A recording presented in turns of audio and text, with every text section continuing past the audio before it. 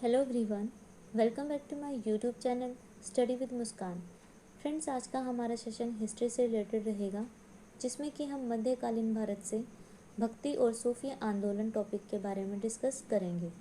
Friends, इसमें मैंने आपके लिए 40 MCQ सिलेक्ट किए हैं, जो कि आपके एग्ज़ाम पॉइंट ऑफ व्यू से वेरी इंपॉर्टेंट रहने वाले हैं, क्योंकि सभी क्वेश्चंस NCERT बेस्ड हैं। ठीक है, इसलिए भी इम्पॉर्टेंट है। तो आप अगर किसी एग्ज़ाम की तैयारी कर रहे हैं तो ये वीडियो आपके लिए बहुत ही यूज़फुल रहने वाली है। आई एम श्योर कि आपको यहाँ से आपके एग्ज़ाम्स में क्वेश्चन देखने को ज़रूर मिलेंगे। देखिए, मध्यकालीन भारत से और टॉपिक की वीडियोस भी जो मैंने अपलोड की हैं आप लोगों के लिए, वो भी आपके लिए बहुत ही यूज़फुल हैं। तो प्लीज़ उन वीडियोस को भी आप जाकर ज़रूर देखिए। हम ये जो 40 MCQs करने वाले हैं, साथ साथ हम इनके कुछ इंपॉर्टेंट फैक्ट्स भी करेंगे, ताकि आपको अच्छे से सारे मतलब क्वेश्चंस जो हैं अच्छे से क्लियर रहें।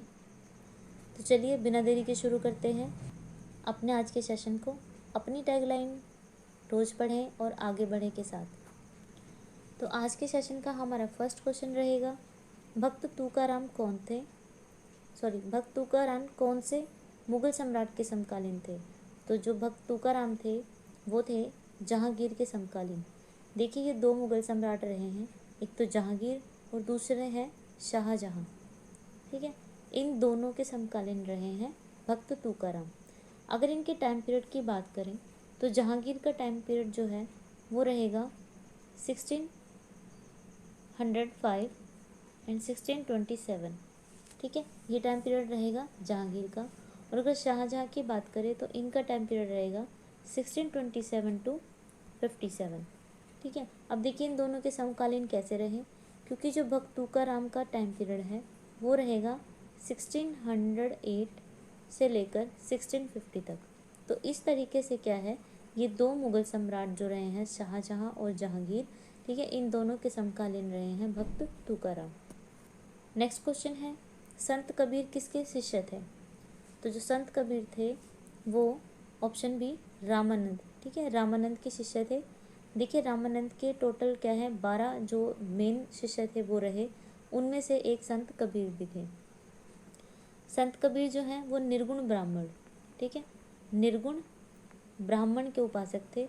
और ये हिंदी साहित्य के भक्ति काल के इकलौते ऐसे कवि थे जिन्होंने अपने पूरे जीवन में समाज और लोगों के बीच में जितनी भी बुराइयां फैली थी या जितने भी आडंबर फैले थे उनका कठोरता से विरोध किया। ठीक है, उनके बीच में रहते हुए। तो ये किसके शिष्य थे? ये रामानंद के शिष्य थे। नेक्स्ट क्वेश्चन है, सूरसागर क्या है? बहादुर शाह जफर की स्मृतियां हैं, सूरदास की काव्य रचना है, तानसेन द्वारा रचित संगीत पर मध्यकालीन प्रबंध है, या फिर इनमें से कोई नहीं है। ठीक है, ऑप्शन डी रहेगा नन। तो करेक्ट आंसर रहेगा इसका ऑप्शन बी, सूरदास की काव्य रचना। तो जो सूरसागर है वो काव्य रचना है किसकी? सूरदास की। और ये लिखी गई है किसमें? ब्रज भाषा में। ठीक है, ब्रज भाषा में लिखा है सूरदास ने इन्हें, और इसमें भक्ति की प्रधानता भी है। नेक्स्ट क्वेश्चन है, 10वीं शताब्दी के नालियर दिव्य प्रबंधम के रचयिता कौन थे? तो करेक्ट आंसर रहेगा ऑप्शन बी, अलवार। अलवार जो थे वो नालियर दिव्य प्रबंधम के रचयिता थे। फिफ्थ क्वेश्चन है, जिस सूफी संत की मान्यता थी भक्ति संगीत ईश्वर के निकट पहुंचाने का स्थान है या साधन है, वह सूफी संत कौन से हैं? मतलब जो भक्ति संगीत को मानते थे कि ये हमें ईश्वरीय प्राप्ति कराएगा, तो वो कौन से संत थे? तो वो सूफी संत थे ऑप्शन बी, मोइनुद्दीन चिश्ती। ठीक है, ख्वाजा मोइनुद्दीन चिश्ती जो थे वो इस बात को मानते थे। इनके बारे में थोड़ा सा जानते हैं। देखिए, इन्होंने चिश्ती सिलसिला इसकी स्थापना की थी। ठीक है, इन्होंने चिश्ती सिलसिला की स्थापना की थी। और इन्होंने क्या है, अजमेर में, अगर इनके टाइम पीरियड, एक बार इनके टाइम पीरियड की बात करें तो वो रहेगा 1146 से 1236। ठीक है, ये इनका टाइम पीरियड रहेगा। इन्होंने क्या है, अजमेर में इन्होंने खान कहा, ठीक है, खान कहा की स्थापना की थी। और ये क्या है, संगीत को बहुत ही इम्पोर्टेंस देते थे। इनका मानना था कि जो संगीत है वो ईश्वर के निकट पहुंचाने का सबसे अच्छा, सबसे मतलब पहला साधन है। ठीक है, नेक्स्ट क्वेश्चन है, निम्नलिखित भक्ति संतों में से वे कौन सा या कौन से ऐसे संत रहे या थे जो उपदेश देते थे जब लोधी वंश का पतन हुआ और बाबर का सत्तारूढ़ हुआ। ठीक है, मतलब लोधी वंश समाप्त हो गया और बाबर का वंश शुरू हो गया। तो वो कौन थे? तो वो थे ऑप्शन बी, गुरु नानक। गुरु नानक देव थे। गुरु नानक देव जी का जन्म हुआ था 1469 में। ठीक है, ये डेट याद रखनी है, पूछी जा सकती है। बाबर ने क्या है, देखिए इब्राहिम लोदी को 1526 का जो पानीपत का तीसरा युद्ध हुआ था, ठीक है, उस युद्ध में बाबर ने इब्राहिम लोदी को हरा दिया था। जब नानक सिख धर्म के प्रचार के लिए विभिन्न जगहों पर यात्रा कर रहे थे, उस समय बाबर ने मुगल साम्राज्य की स्थापना की थी। ठीक है, तो क्या ये कौन थे? गुरु नानक देव जी थे। और फिर किसी एक यात्रा में क्या हुआ था कि इनकी बाबर की जो मुलाकात थी वो गुरु नानक देव से भी हुई थी। ठीक है, तो करेक्ट आंसर रहेगा option B, Guru Nanak Dev. Next question है, सूफी परंपरा में जो पीर शब्द है इससे क्या आशय है, ये इसका क्या आप अर्थ लगाते हो? ठीक है, तो देखिए ऑप्शन है, सभी सूफी संतों में सर्वश्रेष्ठ, सूफियों का गुरु, सूफियों की आस्थाओं के लिए लड़ने वाला परंपरावादी शिक्षक, या फिर सर्वोच्च ईश्वर। तो इसका जो करेक्ट आंसर रहेगा वो रहेगा ऑप्शन बी, सूफियों का गुरु। ठीक है, पीर शब्द से अर्थ है सूफियों का गुरु। और अब देखिए तो शिष्य को क्या कहेंगे? अगर पीर को गुरु अर्थ निकलता है पीर का, ठीक है, तो शिष्य का अर्थ होगा, शिष्य के लिए यूज होगा शब्द, वो होता है मुरीद। ठीक है, मुरीद। नेक्स्ट क्वेश्चन है, शेख फरीद का सर्वाधिक ख्याति लब्ध शिष्य जिसने दिल्ली के 7 सुल्तानों का शासन देखा वो कौन था? ठीक है, जो इसका सबसे ख्याति यानी कि प्रसिद्ध शिष्य था, किसका? शेख फरीद का। तो वो बताना है कौन था, और उन्होंने क्या है, 7 सुल्तानों का शासन भी देखा। तो करेक्ट आंसर रहेगा ऑप्शन सी, निजामुद्दीन औलिया। ठीक है, ये शेख फरीद के बहुत ही सर्वाधिक क्या है, मतलब फेमस शिष्य लगा सकते हो वो थे। इन्होंने दिल्ली के 7 सुल्तानों का शासक देखा था, और इनको क्या है, महबूब महबूब ए इलाही इस नाम से भी जाना जाता था। और सेकंड था सुल्तान उल ओलिया। ठीक है, इस नाम से भी इनको जाना जाता था। इनको ये दोनों नाम दिए गए थे। और जो निजामुद्दीन औलिया थे ये भी क्या थे, एक सूफी संत थे। ठीक है, सूफी संत थे। तो करेक्ट आंसर रहेगा ऑप्शन सी। आगे देखते हैं। नेक्स्ट क्वेश्चन है, शेख मोइनुद्दीन बख्तियार काकी और फरीदुद्दीन गंज ए शाकर क्या थे? आपको बताना है ये तीनों क्या थे। तो ये सभी थे प्रमुख चिश्ती संत। ठीक है, नेक्स्ट क्वेश्चन है, निम्नलिखित में से उस कथन का चयन करें जो संतों और उनके व्यवसाय का सही सुमिलन नहीं है। मतलब संत और उनका जो वो काम करते थे, उनसे प्रोफेशन जो उनका था वो बताना है। तो उनमें से बताना है कि कौन सा सही मेल नहीं है। फर्स्ट है संत नामदेव, तो ये प्रोफेशनली क्या थे, दर्जी थे, करेक्ट है। संत सेना, ये नाई थे, ये भी ठीक है। संत रविदास, ये मोची थे, ये भी सही है। संत कबीर व्यापारी, ये गलत है, क्योंकि जो संत कबीर थे वो क्या थे, वो जुलाहा थे। ठीक है, वो प्रोफेशनली जुलाहा थे, तो इसलिए यही हमारा राइट आंसर रहेगा, क्योंकि ये रॉन्ग है। ठीक है, आपको याद रखना है, संत नामदेव दर्जी थे, संत सेना नाई थे, संत रविदास मोची थे, और संत कबीर जुलाहा थे। नेक्स्ट क्वेश्चन है, राग गोविंद के रचनाकार कौन है? तो करेक्ट आंसर रहेगा ऑप्शन सी, मीराबाई। ठीक है, मीराबाई जो थी हिंदू आध्यात्मिक क्या है, वो एक कवित्री थी, और आप सभी जानते हो कि ये कृष्ण की उपासिका भी थी। और इन्होंने क्या है, हर जगह घूम घूम कर कृष्ण भक्ति का पूरी तरह से प्रचार किया। और इनके कुछ फेमस ग्रंथ हैं, जैसे कि एक था इनका बरसी की मायरा, ये इनका एक ग्रंथ था। ठीक है, और गीत गोविंद टीका, गीत गोविंद टीका, ये भी इनकी रचना थी।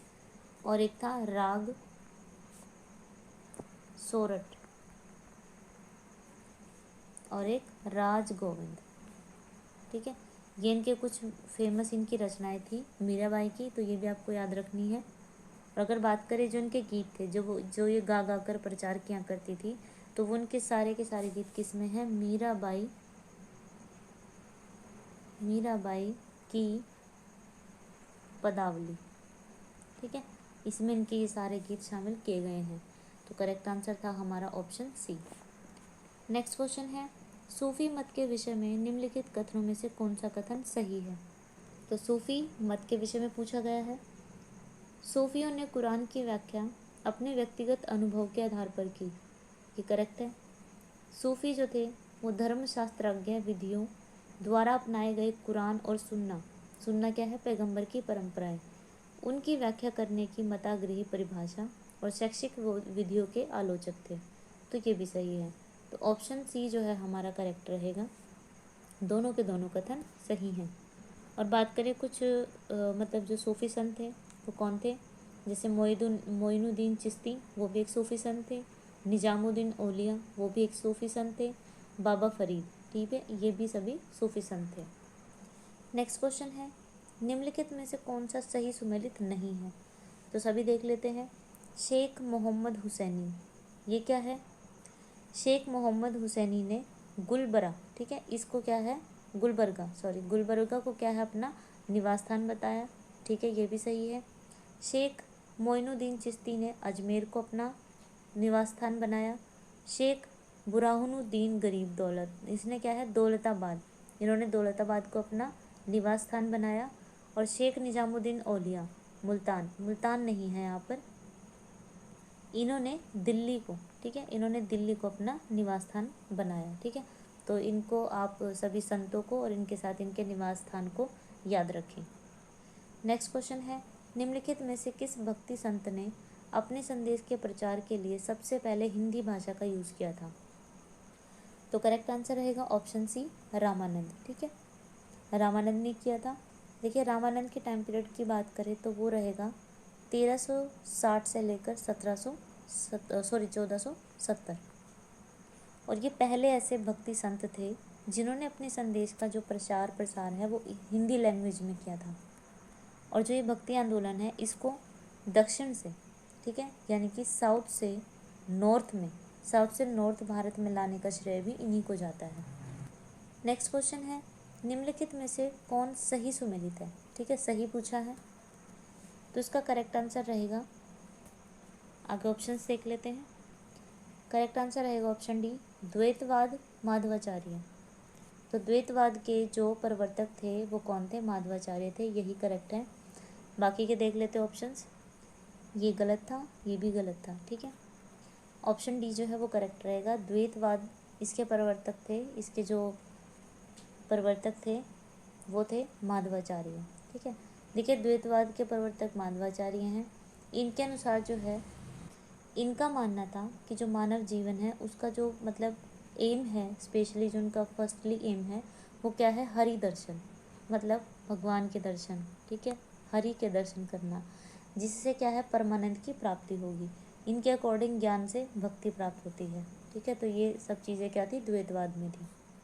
नेक्स्ट है, भारत में चिश्तिया सूफी मत को किसने स्थापित किया। तो हम ये पहले भी डिस्कस कर चुके हैं। करेक्ट आंसर रहेगा ऑप्शन बी, ख्वाजा मोइनुद्दीन चिश्ती ने, इन्होंने क्या है चिश्तिया सूफी मत को स्थापित किया।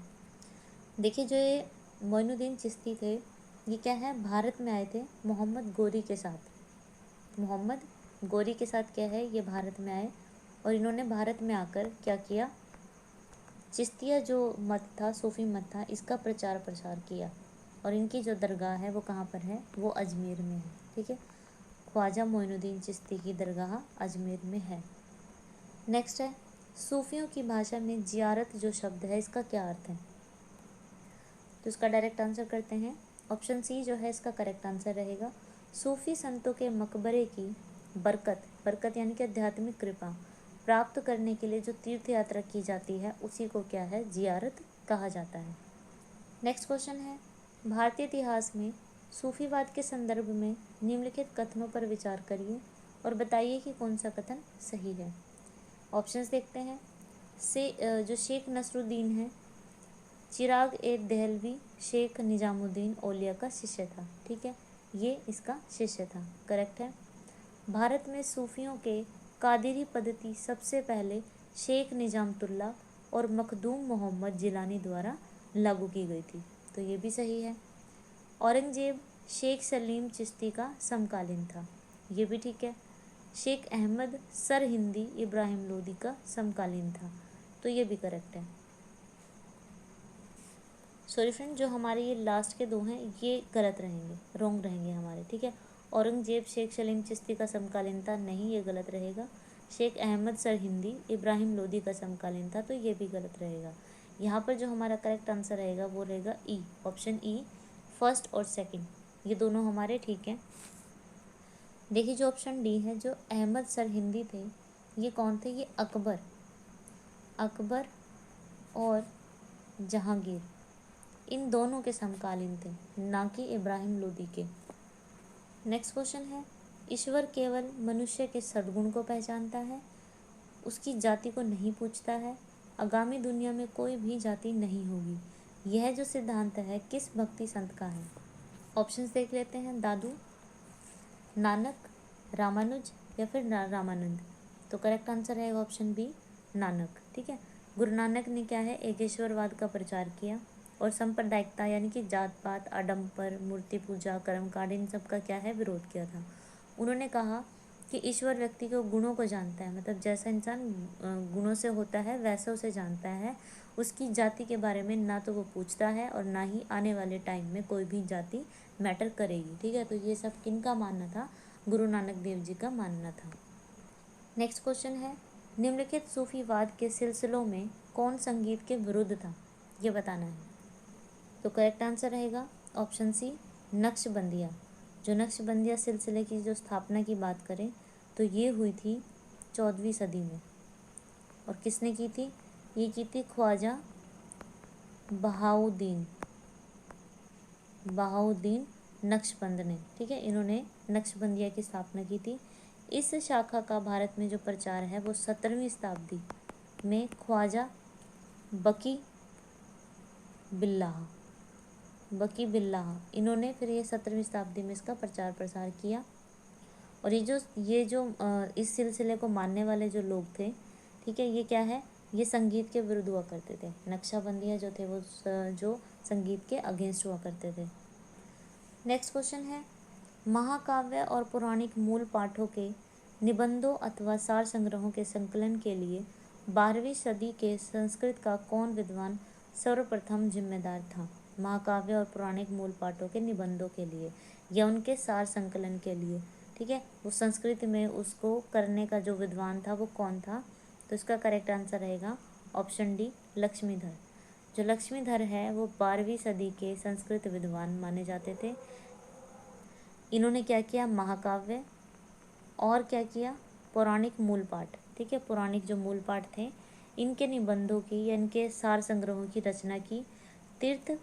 इनका एक तीर्थ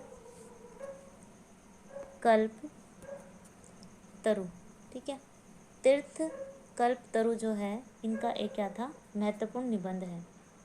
नेक्स्ट क्वेश्चन है, मध्ययुगीन भारत के धार्मिक इतिहास के संदर्भ में सूफी संत निम्नलिखित में से किस तरह के आचरण का निर्वाह करते थे?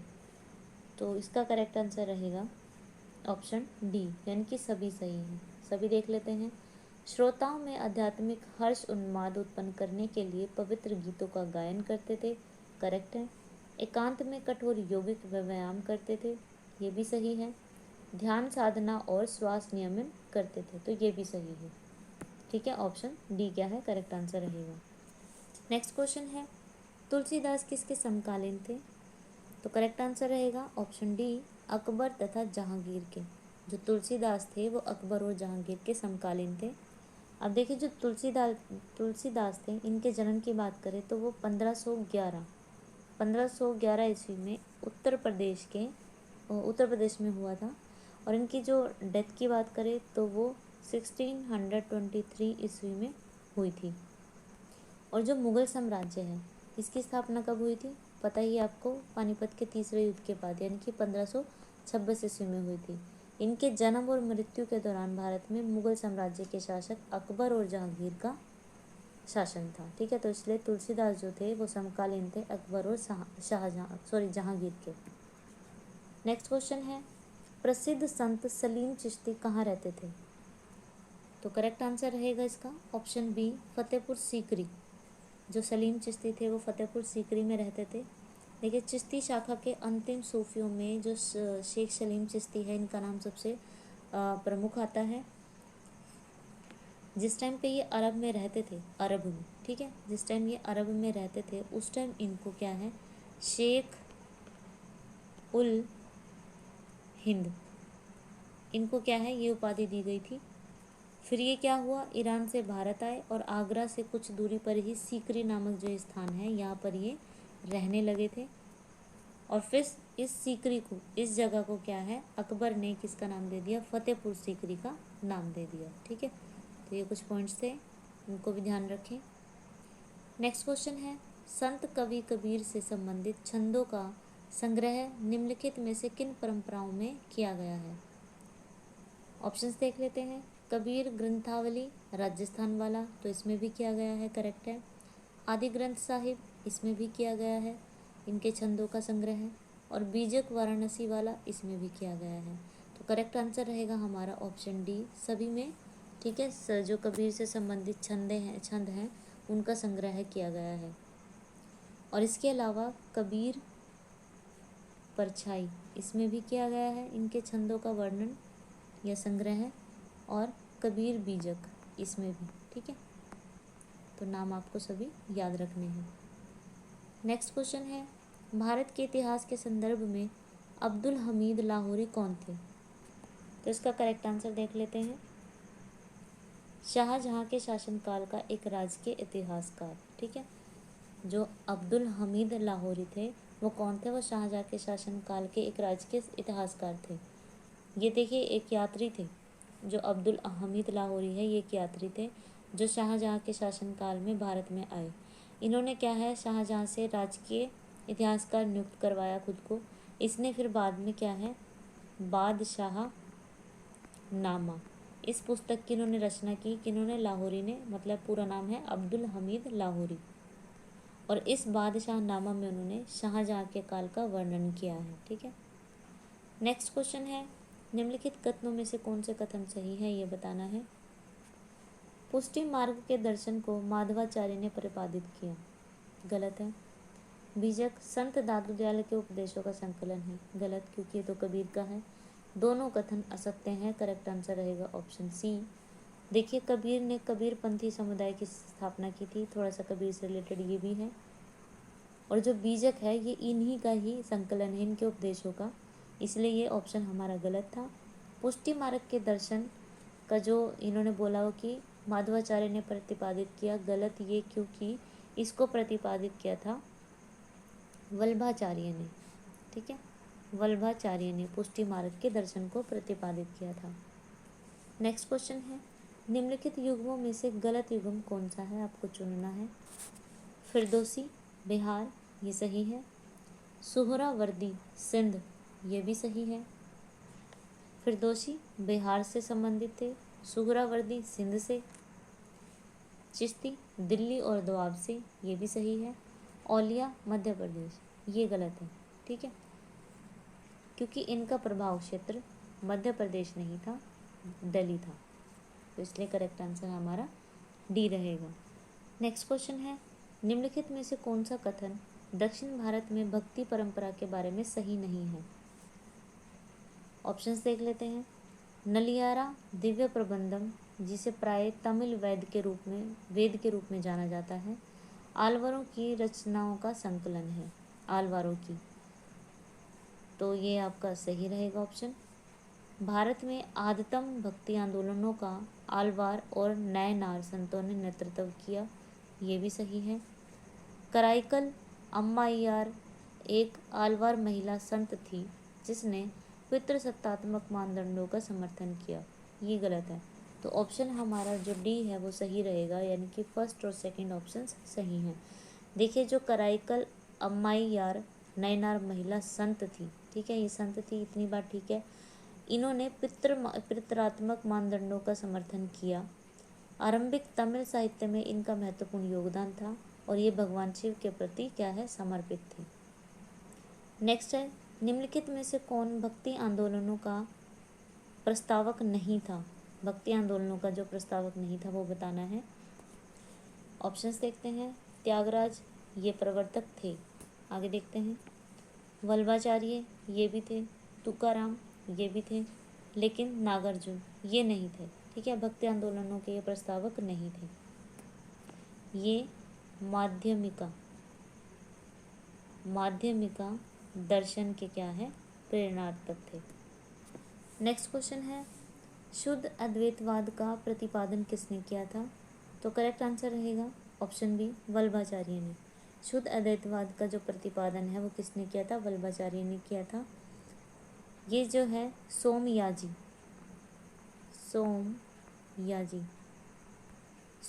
कुल के तैलंग ब्राह्मण श्री लक्ष्मण भट्ट के पुत्र थे और ये कृष्ण के भक्त थे, उपासक थे। और इनका मानना था कि गृहस्थ में रहते हुए, मतलब गृहस्थी जीते हुए भी मोक्ष की प्राप्ति की जा सकती है। तो करेक्ट आंसर रहेगा वल्लभाचार्य शुद्ध अद्वैतवाद के प्रवर्तक थे या प्रतिपादक थे। नेक्स्ट क्वेश्चन है, निम्नलिखित में से किसे भारत का सादी कहा गया है? तो करेक्ट आंसर रहेगा ऑप्शन बी, अमीर हसन को भारत का सादी कहा गया है।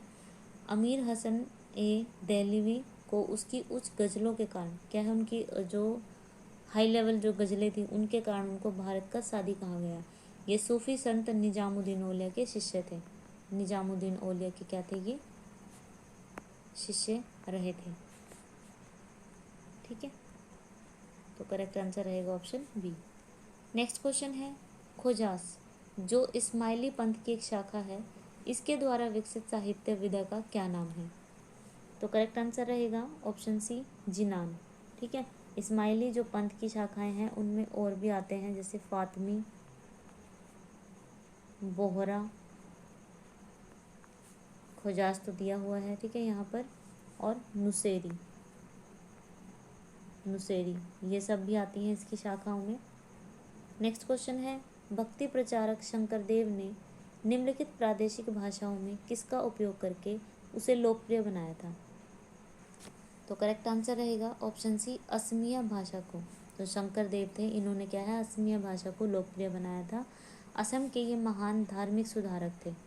ठीक है, धार्मिक सुधारक थे ये, और कृष्ण भक्त प्रचारक भी थे। शंकरदेव ने असमिया भाषा को समृद्ध और लोकप्रिय बनाने के लिए बहुत अपना योगदान दिया था। तो करेक्ट आंसर रहेगा इसका ऑप्शन सी। नेक्स्ट क्वेश्चन है, निम्नलिखित में से कौन सा एक कथन कबीर की शिक्षाओं के विषय में सही नहीं है? ऑप्शंस देख लेते हैं। उन्होंने सामान्य गृहस्थ जीवन का परित्याग अवश्य नहीं समझा, करेक्ट है। वे सर्वव्यापी प्रेम में विश्वास करते थे, ये भी सही है। उन्होंने एक ही ईश्वर और भक्तिवाद के प्रचार प्रसार पर जोर दिया, ये भी सही है। वे त्रिठान्तन और मूर्ति पूजा के विरुद्ध नहीं थे, गलत, क्योंकि वो उनके विरुद्ध थे। ठीक है, तो करेक्ट आंसर रहेगा हमारा ऑप्शन डी। नेक्स्ट क्वेश्चन है, निम्नलिखित कथनों में से कौन सा कथन सही है, ये बताना है आपको। बहाउद्दीन जकारिया राजनीति से दूर रहे और धन को उन्होंने महत्व नहीं दिया, तो ये गलत है। शेख शहाबुद्दीन सुहावर्दी ने अपने शिशु को भारत भेजा, शिष्य होगा यहाँ पर, भारत भेजा और वह भारत के उत्तर पश्चिमी भागों में बस गए, तो ये भी सही है। हाँ, ये सही है। ठीक है, तो केवल जो क्या है, सेकंड ऑप्शन हमारा करेक्ट रहेगा। देखिए, जो सुहावर्दी यानी कि शेख शहाबुद्दीन सुहावर्दी जो थे, इनको क्या है, बहाउद्दीन जकारिया को निर्धनता के जीवन में जीने का बिल्कुल विश्वास नहीं था। इन्होंने अपना जीवन संतुलित ढंग से व्यतीत किया और इन्होंने राजनीतिक में पूरा हिस्सा भी लिया, सुल्तानों व अमीरों में मेलजोल स्थापित भी किए। ठीक है, तो इस तरह से करेक्ट आंसर रहेगा ऑप्शन बी। नेक्स्ट क्वेश्चन है, सभी भक्तों संतों के जो भक्त संत थे उनके मध्य एक समान विशेषता थी कि वो क्या करते थे, उनमें क्या एकदम बीच में उनके सिमिलैरिटी थी, वो बताना है। तो इसका करेक्ट आंसर रहेगा ऑप्शन सी, अपनी वाणी को उसी भाषा में लिखा जिसे उनके भक्त समझते थे। ठीक है, देखिए सभी जो संत थे उनके बीच में यही एक समानता थी कि उन्होंने अपनी वाणी को उसी भाषा में लिखा जिसे कि उनके जो भक्त थे वो समझते थे। संत अपने उपदेश क्षेत्रीय और स्थानीय भाषाओं में ही देते थे जिसे वहाँ के स्थानीय लोग भी अच्छे से समझ सके। इसके लिए उन्होंने हिंदी, ठीक है, बंगाली, तमिल, तेलुगु और कन्नड़ और पंजाबी। ठीक है, इन सभी भाषाओं का क्या इन्होंने यूज़ भी किया। नेक्स्ट क्वेश्चन है, भक्त तुकाराम कौन से मुगल सम्राट के समकालीन थे? तो हमने ये डिस्कस कर ही लिया था, जहांगीर के करेक्ट आंसर। और दूसरे एक और मुगल सम्राट थे, वो कौन से थे? शाहजहां। ठीक है, इनका मैंने टाइम पीरियड भी आपको बताया था, तो वो भी आप अच्छे से याद रखें। आगे देखते हैं, भक्ति संस्कृति का भारत में पुनः जन्म कब हुआ? ऑप्शंस देखते हैं, 10वीं शताब्दी ईस्वी में, नहीं। 12वीं शताब्दी ईस्वी में, ये भी नहीं, गलत है। 15वीं और 16वीं शताब्दी ईस्वी में, ये करेक्ट रहेगा। ठीक है, तो भक्ति संस्कृति का भारत में जो पुनर्जन्म है वो 15वीं और 16वीं शताब्दी में हुआ। भक्ति आंदोलन का जो इतिहास है वो शंकराचार्य हैं, इनके समय से शुरू हुआ था। इन्होंने अद्वैतवादी, कौन थे ये? अद्वैतवादी थे। ठीक है, आपको ये दर्शन भी इनके याद रखने हैं, अद्वैतवादी दर्शन के ये प्रतिपादक थे। और जब भक्ति आंदोलन की शुरुआत फिर से हुई तो वो 15वीं और 16वीं शताब्दी में हुई। और इसकी बागडोर किस किस के हाथ में रही? कबीर, रामानुज, नानक, तुलसीदास, क्योंकि सभी भक्त संत थे। ठीक है, तुलसीदास, मीराबाई और सूरदास। ठीक है, ये सभी क्या है, इन सभी के हाथ में भक्ति का जो क्या है पुनर्जन्म है भक्ति संस्कृति का, वो इन्हीं के हाथ में था। ठीक है, नेक्स्ट क्वेश्चन है, ख्वाजा मोइनुद्दीन चिश्ती किसके शिष्य थे? करेक्ट आंसर रहेगा ऑप्शन सी, ख्वाजा उस्मान हारूनी। ठीक है, इसके ये शिष्य थे, हारूनी के शिष्य थे ख्वाजा मोइनुद्दीन चिश्ती। नेक्स्ट क्वेश्चन और लास्ट क्वेश्चन रहेगा, निम्न में से भक्ति संतों का सही कालानुक्रम क्या रहेगा? तो इनका सही कालानुक्रम क्या रहेगा भक्ति संतों का? सबसे पहले कबीर, फिर गुरु नानक देव, फिर चैतन्य और फिर मीराबाई। ठीक है, करेक्ट आंसर रहेगा ऑप्शन ए, कबीर, गुरु नानक देव, चैतन्य और मीराबाई। तो फ्रेंड्स, यहाँ हमारी वीडियो ख़त्म होती है। आई होप कि आपको वीडियो अच्छी लगी होगी, पसंद आई होगी और क्वेश्चंस भी आपको अच्छे लगे होंगे। तो अगर आपको वीडियो पसंद आई है तो प्लीज़ वीडियो को लाइक कीजिए, शेयर कीजिए। और अगर आप मेरे चैनल पर नए हो, पहली बार मेरी वीडियो देख रहे हो, तो प्लीज़ चैनल को सब्सक्राइब कीजिए। ठीक है, और जितनी भी वीडियोज़ हैं सभी आपके एग्ज़ाम पॉइंट ऑफ व्यू से इम्पोर्टेंट रहेंगी, तो आप सभी वीडियोज़ को शुरू से लेकर बिना स्किप किए लास्ट तक देखिए। और जल्दी ही फिर से मिलते हैं एक नए टॉपिक के साथ। ठीक है, तो thank you so much for watching my video.